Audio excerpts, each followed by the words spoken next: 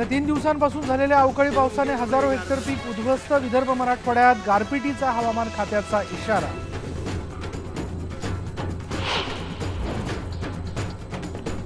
औरंगाबादमध्ये शुक्रवारी दुष्काळी परिषद, सर्व कॅबिनेट आणि राज्यमंत्री राहणार उपस्थित। मराठवाड्यातल्या दुष्काळावर प्रामुख्याने चर्चा।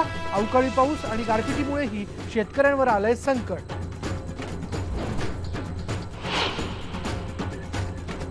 इशरतजहा प्रकरणी माजी अंडर सेक्रेटरी यांचा काँग्रेसवर निशाणा। इशरत दहशतवादी नव्हती या प्रतिज्ञापत्रावर सही घेण्यासाठी यूपीए सरकारने छळ केल्याचा खळबळजनक आरोप।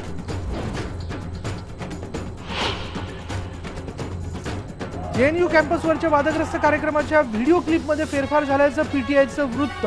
फॉरेन्सिक तपासणीत झालं उघड।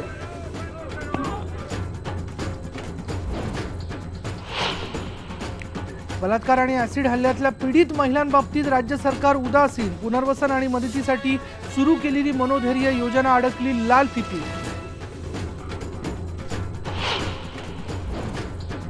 राज्यातला सफाई कामगार आयोगच झाला गायब। गेल्या 15 वर्षांपासून आयोगावर कुणाचीही नियुक्तीच नाही।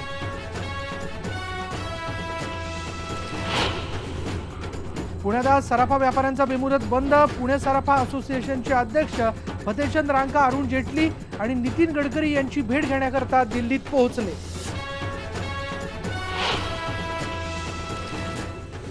अमेरिकेत अध्यक्षपदाच्या उमेदवारीसाठी आज महत्त्वाचा दिवस। डेमोक्रॅटिक तर्फे हिलरी क्लिंटन तर रिपब्लिकन तर्फे डोनाल्ड ट्रम्प आघाडीवर।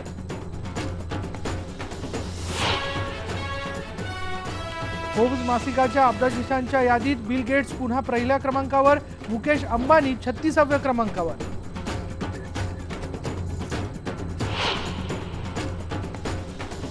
अमेरिकेचे अंतराळवीर स्कॉट केली 340 दिवसांनंतर परतणार पृथ्वीवर। रशियाच्या सोयुझ यानामधून करत होते पृथ्वीची प्रदक्षिणा।